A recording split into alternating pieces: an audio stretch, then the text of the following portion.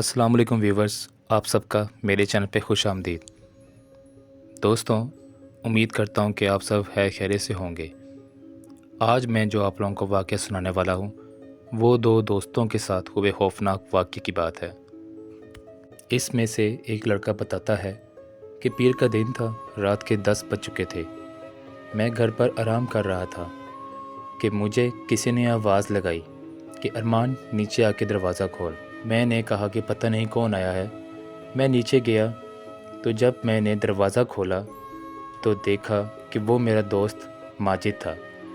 मैंने उससे सलाम किया लेकिन उसने मेरे सलाम का जवाब नहीं दिया और अंदर आ गया और सीढ़ियाँ चढ़कर ऊपर जाने लग गया। मैंने उसको अपने ड्राइंग रूम में बैठाया और उससे बातें करने लग गया कि मुझे किसी और ने आवाज़ दी। मैंने माजिद को कहा कि तुम बैठो, मैं नीचे देख के आता हूँ। जब मैं नीचे गया तो दरवाज़ा खोला तो देखा कि मेरा दोस्त अली आया था। मैंने उसको सलाम किया, उसने मेरे सलाम का जवाब दिया। उसने पूछा कि क्या कोई ऊपर आया है। मैंने कहा कि हाँ, मेरा एक दोस्त है स्कूल का, वो ऊपर आया है। ये कहकर मैं इसको भी ऊपर ले आया और हम तीनों बैठ के बातें करना शुरू कर दी। अभी थोड़ा सा ही वक्त गुज़रा था कि मुझे कॉल आती है और जब मैं अपना फ़ोन देखता हूँ तो उस पे माजिद की कॉल आ रही थी, जबकि वो मेरे सामने बैठा हुआ था। मैंने कॉल पिक नहीं की। मैंने उससे पूछा कि माजिद, तेरा फ़ोन कहाँ है? तो उसने जवाब दिया कि यार, मेरा फ़ोन तो घर रह गया है। तो मैंने उसको कहा कि तेरे नंबर से मुझे कॉल आ रही है। उसने कहा घर वाले होंगे जो कि तुझे कॉल कर रहे हैं। इतनी देर में कॉल बंद हो गई।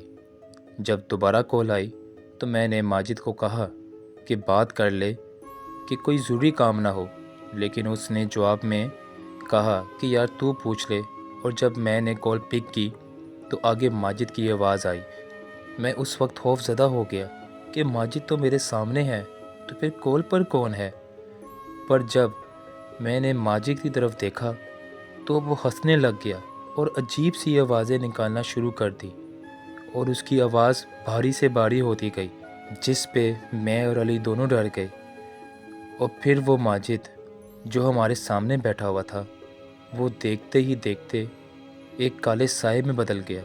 और जब वो हमारे सामने काले साए में बदल गई, हम दोनों ही डर गए। हम दोनों ने कोशिश की आयतल कुर्सी पढ़ने की, लेकिन हमसे पढ़ी नहीं गई।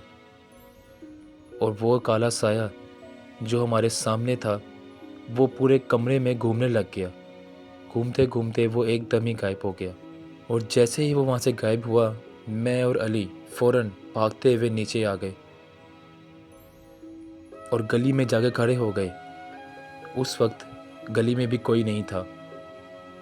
हम लोगों ने बाइक स्टार्ट की और हम वहाँ से चले गए। मैंने अली को कहा कि यार, क्या मैं तुम्हारे साथ तुम्हारे घर रह सकता हूँ आज, क्योंकि मेरे घर पे कोई भी नहीं था।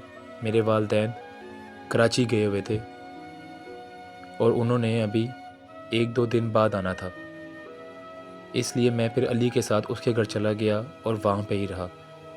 फिर जब मेरे वालिदैन आए, मैंने उनको सारा बताया कि ये मेरे साथ हुआ है, तो वो भी डर गए। फिर उन्होंने एक कारी साहब को बुलाया और उनको सारा बताया। कारी साहब भी हमारे घर आए। उन्होंने घर में दाखिल होते ही उन्होंने कुछ आयतें पढ़ी और उन्होंने कहा कि घर पे आपके कुछ भी नहीं है, बस एक छलावा था जो कि यहाँ पे आया था और वो चला गया है। अब आपके घर में कोई चीज़ भी नहीं है।